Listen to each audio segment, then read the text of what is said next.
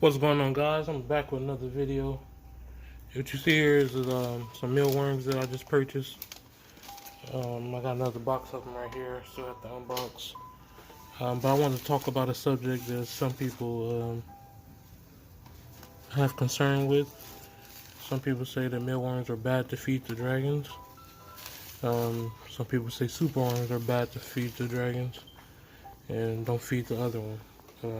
I've fed both, and you can have problems with either one of them. It depends on how you're keeping your dragons and how much you allow them to eat. If you allow them to eat too much of any of them, either one of them, whiblets or mealworms, they're gonna throw them up, and when they throw them up, they can get fluid on the lungs.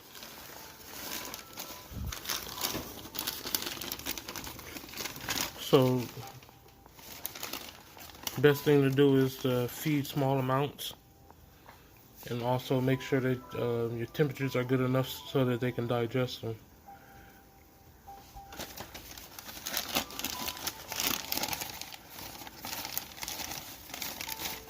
So, like I said, these are mealworms right here. They're very similar to superworms. They don't get as big as superworms. I think the shell is a little bit harder on the mealworms. That's why I feed a small one. I don't feed largest. I feed small to medium. These are mediums. And I don't feed a large amount at one time. I ordered these. They come in a box like this. I always do the overnight shipping, so I pay a little bit more. But I have my feeders the next day. Most places that sell feeders will have the option to do next day shipping. So it don't matter who you go through, you can most likely have the option to do next day shipping. You just have to pay a little bit more. So if you're willing to pay a little bit more, you have less chance of the feeder dying before you get a chance to feed your animals. And there's nothing like needing the feeders, and then you do the long shipping, and then they get here and they're all dead. Then you gotta wait for them to come again and hope that they're alive that time. So I always pay a little bit extra, or buy from a reptile show. If you have a reptile show that's gonna happen near you, go buy your feeders at that time. Buy them bulk. If you can breed them yourself, go ahead and breed them. I've tried breeding superworms. They're a little bit tedious because unlike mealworms, they need to be separated individually in order to pupate and turn into a beetle. And then you put the beetles all together, then they breed. With the mealworms, they just turn into beetles while they're all together, and they breed and they have babies all in the same thing. It might be a little bit harder to separate the sizes and stuff like that. But it's a lot of methods on YouTube that you can do to keep the worm sizes consistent with one another. But I tried superworms. I bred some, but it's a little bit more. It's a little bit too much work for me. On top of having my own dragons. If I wasn't working like a real job or 2 real jobs, and I was doing just lizards full time, I probably would continue to breed my own superworms. Because a lot of the profit from breeding bearded dragons go into actual feeding if you don't have your own feeding colonies. Like right now, this year, last year, most of my dubia died off. Pretty much all my dubia died off and I had to start over. So a lot of my profit right now is going into buying small dubia because I can't keep up with the demand of the dragons that I have now.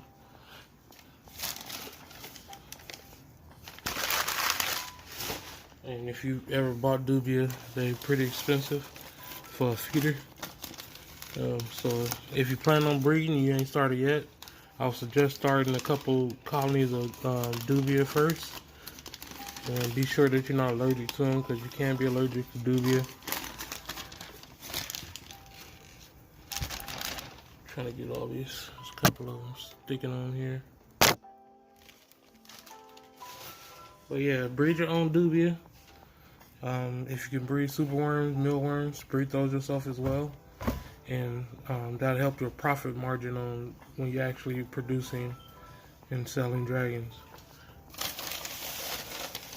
But like I said, mealworms, I never had a problem with them with the dragons.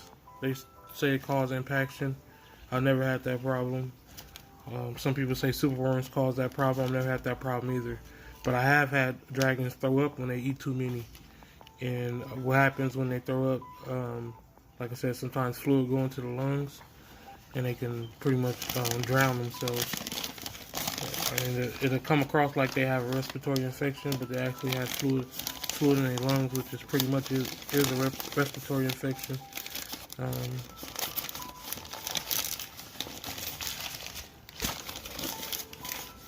I gotta hurry up and get these off. I'm gonna show you guys that clutch and see if the rest of them have hatched out. If they hatched out, I'm gonna go ahead and set them up.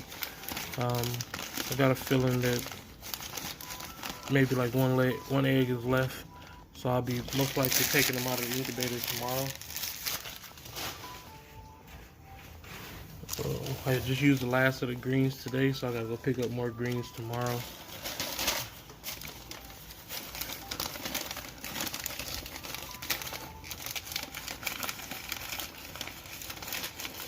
But the key to feeding any type of worms, like superworms and mealworms, are both high in fat, so you don't want to feed too many anyway.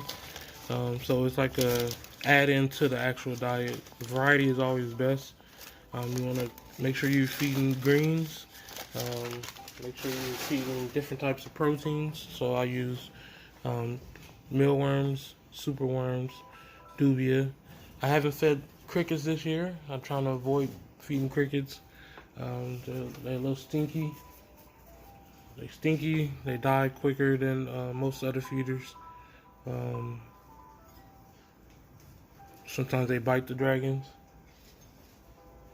So I haven't ordered any crickets this year. I've been doing all dubia. You get a faster growth rate with just dubia, with the dubia versus crickets. And I use the superworms to keep a little bit of fat on the animals. So superworms and mealworms, I keep it a little fat on the animals. But like I said, variety is key in most reptiles and other animals as well.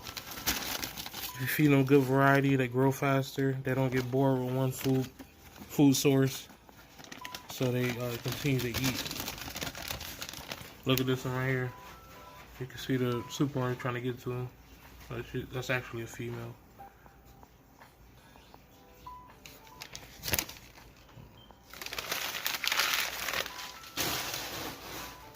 Even the little ones up there, they can see through there, and they're trying to get to these superworms. Sorry, mealworms.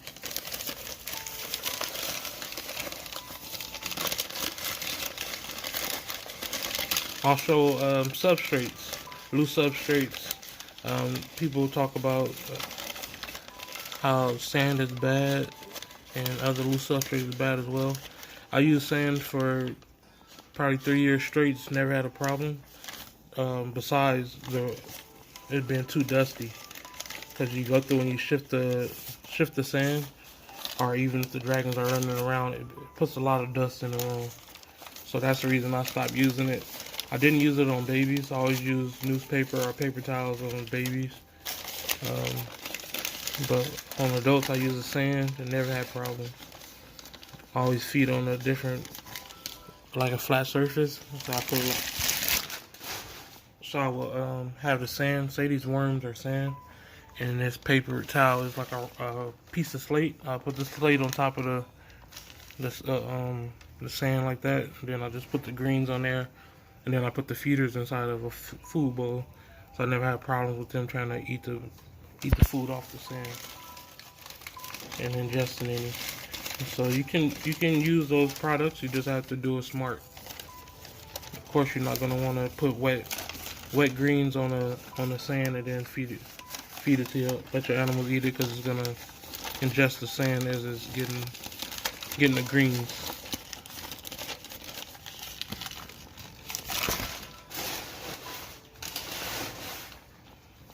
But my opinion, super orange and middle orange are both okay. It's not the best feeder. I think dubia and lobster roaches might be the best in my opinion. I actually like lobster roaches more as far as feeding to the animals, but they climb, so that's the only reason I don't use them. I used to have them before, but it's a hassle of feeding, like I said. But once I'm doing this full time, I'm gonna start a giant colony of lobster roaches, and hopefully have it in facility. So if they get loose, it's not really a big deal. Probably let loose a couple of geckos in there so they can catch anything that gets loose. But yeah, mealworms, superworms, okay for me, as long as you're doing it, not feeding too much at once.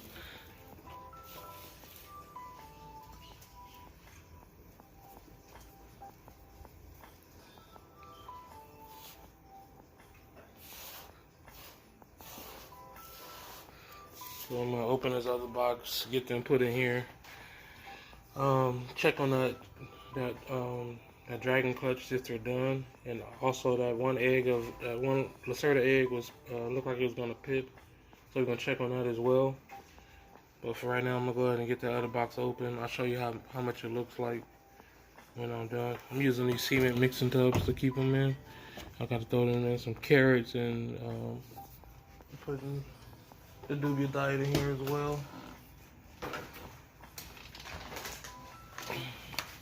For nutrition.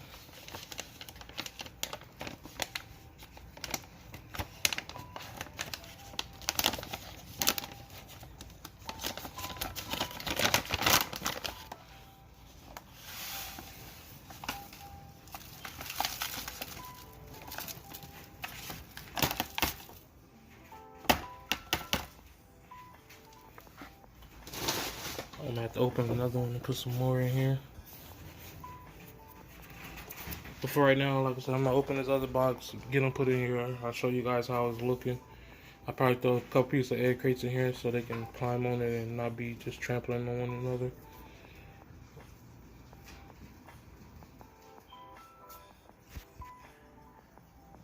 Alright, I got the other box undone. Went ahead and put some more dubia food in here, or any feeder food you can feed to all feeders pretty much. If it's a powder like this, crickets could eat it, roaches could eat it, worms could eat it. Then I put some carrots in here for moisture. It's a total of 20,000.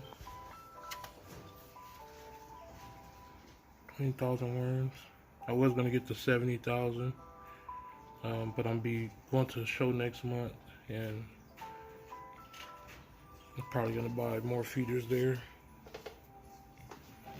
And also, my collection, all these babies are gonna be reduced, and I'm not gonna have that many babies to feed.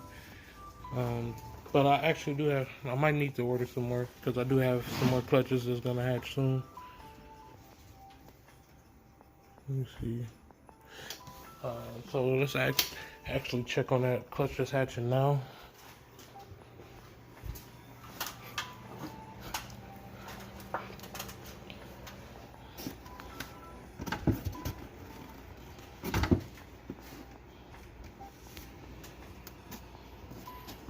Yep, it's two of these pippin. That's the Lacerdas. These all gonna be black. Alright. Checking on these guys right here. The Lacerdas, two of those have started hatching. Two of them are pipped. This one took his first breath when I first opened this thing. I seen it licking his tongue out, checking the environment. Got 7 more to go. But all these have hatched out, so I'm gonna go ahead and set them up today.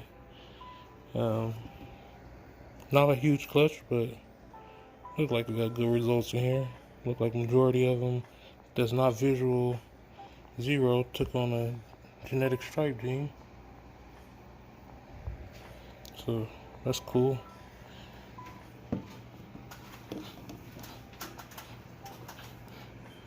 So I'm gonna go set the bin up. I was supposed to do it yesterday, but got short on time, so I didn't do it. But it's not gonna take long. I'm gonna do that real fast, get these guys rinsed off and everything, and then put them in there, and I'll show you guys the individuals and see the total results on the clutch.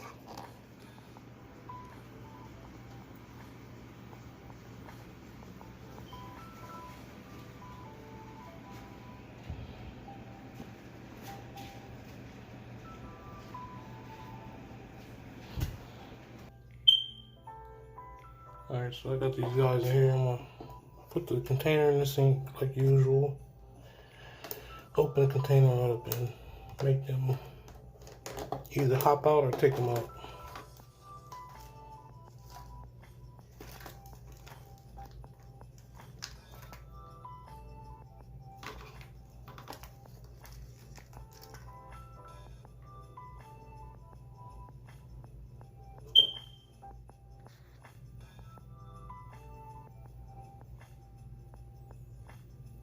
Yeah, like I said, I either make them hop out or take them out manually.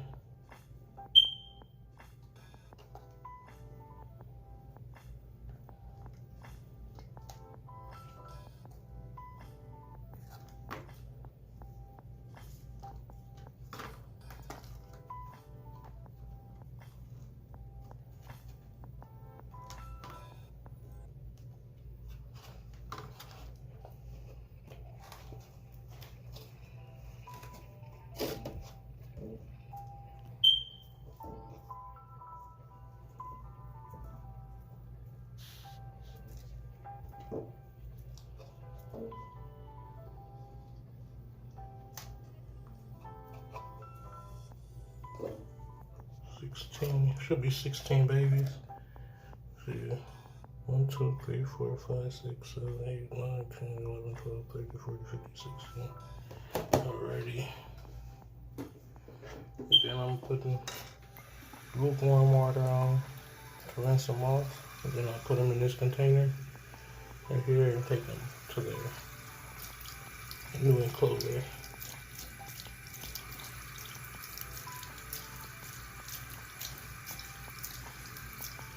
And just taking off the vermiculite from the egg box.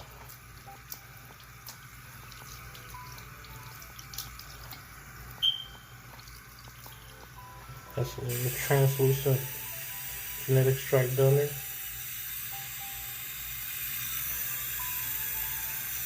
Genetic stripe dunner.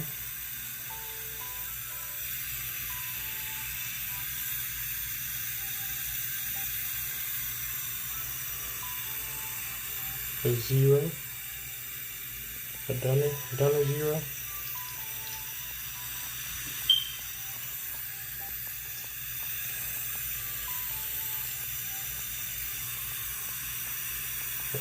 Dunner genetic stripe.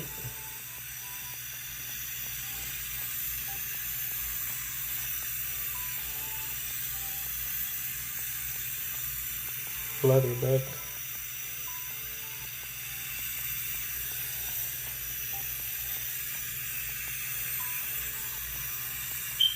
Dunner genetic stripe. Leatherback.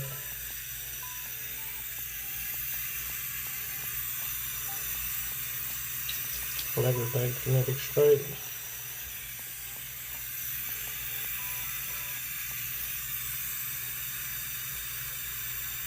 So zero.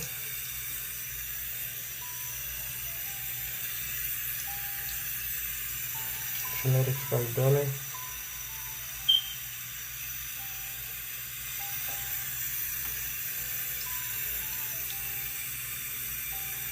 Dunner zero.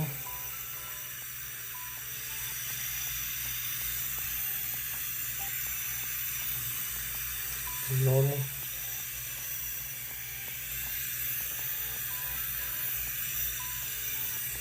Genetic stripe dunner.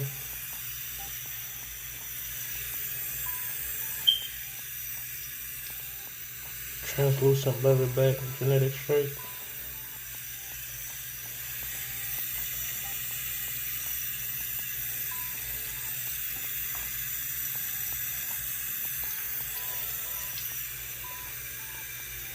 Zero.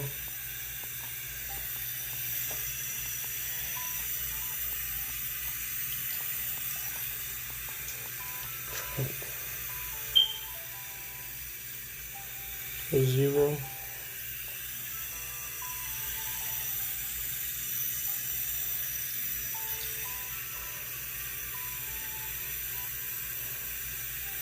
Translucent dummy.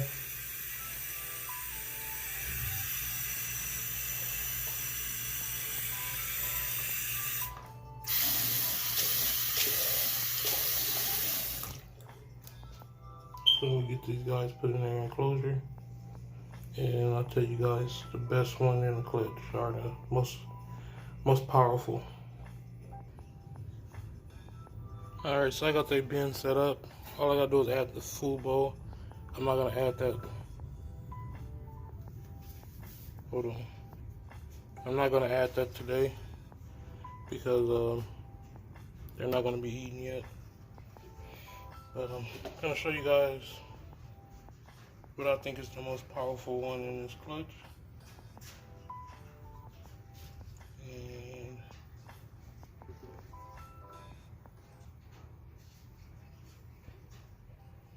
let me see here.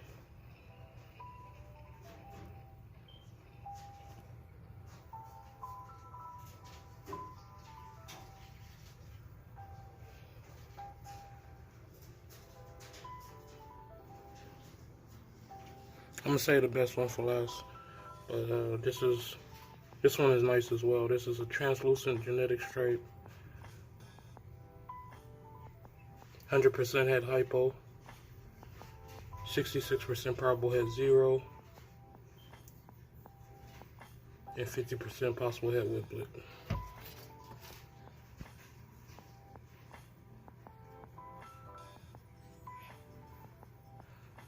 Right here we have a leatherback dunner genetic stripe. Has a nice stripe that continues all the way through the tail. I like that one. That one's almost like the one that I like in the first clutch. This one is the same clutch as this one. And it looks like it's going to be very similar. Just don't have the color yet. Oh, that's a leatherback dunner genetic stripes. 100% head hypo, 66% probable head 0, 50% possible head whiplet.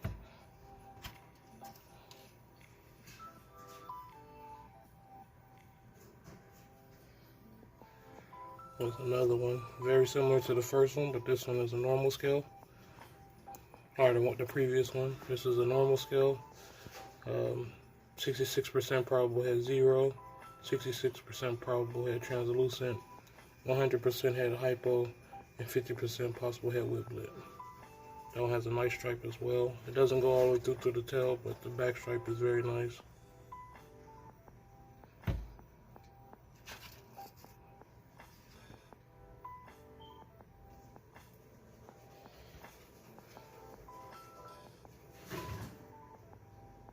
This is pretty much a normal. It's not a genetic stripe, even though it appears striped, but you can see those breaks in that stripe. I don't consider that genetic stripe. If you compare that stripe to the stripes of the first 3 I showed you, they don't have any breaks in it. So I wouldn't consider that one genetic stripe.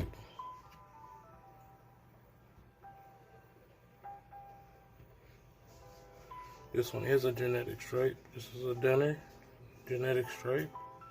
100% head hypo, 66% probable head 0, 50% possible head whiplet, and 66% probable head trans.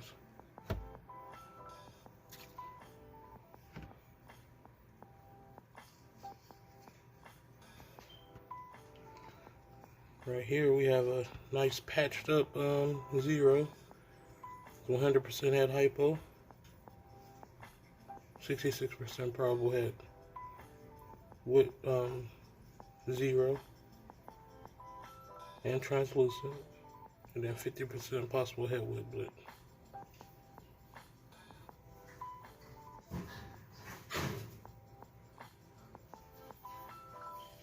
And solid black eyes, or near solid black eyes.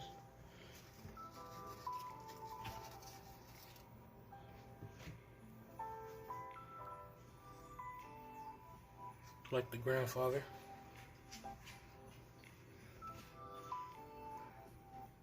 That's one of the most powerful. I'm gonna say that one for last.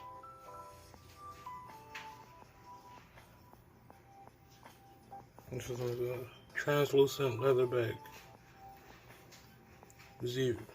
Translucent leatherback. 100% at hypo. 66% probable at 0. And 50% possible head whiplet.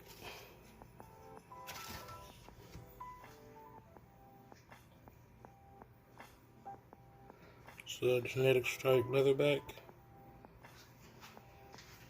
100% at hypo, 66% probable double head for whiplet. 0 and translucent. 50% possible head whiplet.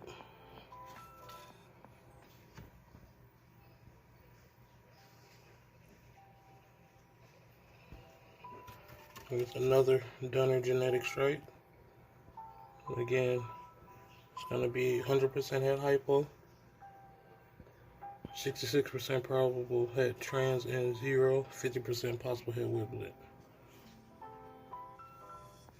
That stripe kind of continues through the tail. That's a nice stripe.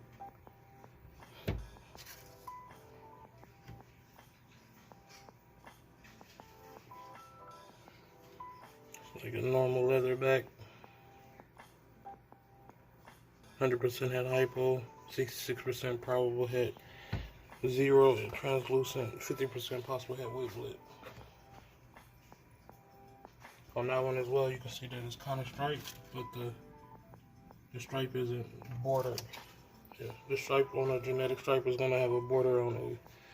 You see how that one has clear defined lines on both sides?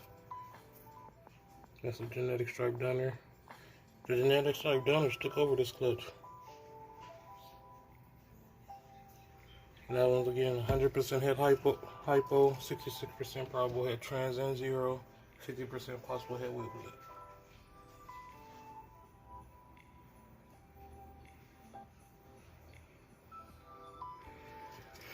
This is a Dunner 100% head hypo.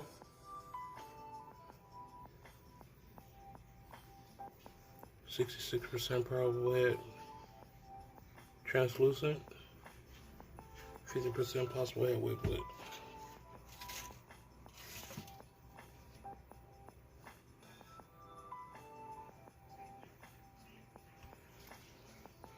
That's another one. Same thing.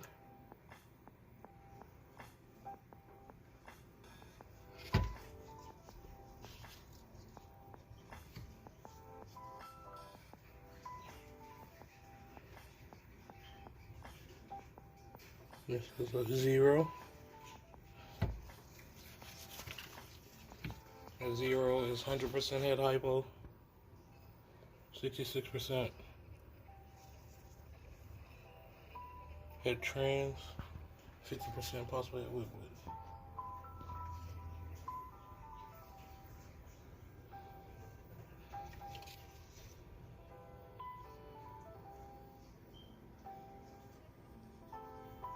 This one here is weird looking. It's like translucent on the back, but on the belly is not translucent. So it's like sort of like a paradox. The whole back from this point down is translucent. There's a little bit on the tail as well, and the back legs. But on the belly, it's not translucent. So I'm gonna use that one as one of the most powerful because it has that big trans patch on the back. So it's gonna have a trans gene for sure. It's gonna have hypo gene for sure because the mother was visual hypo.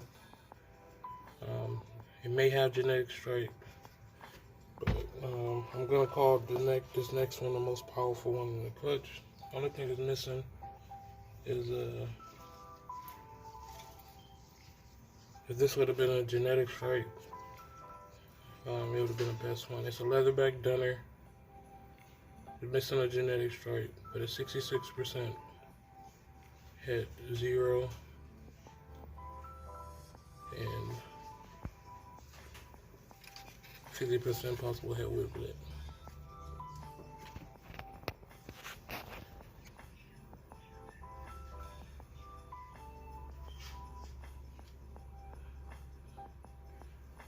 Out of this clutch, I like this one the most to be a future breeder. And I'll keep that one just because it's odd.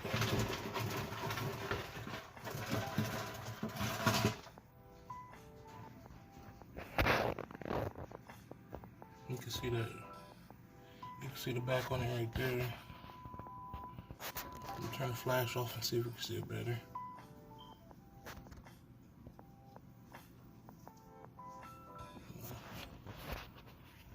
Pick it up again. I want to see how this one develops because it's definitely like trans and then not trans.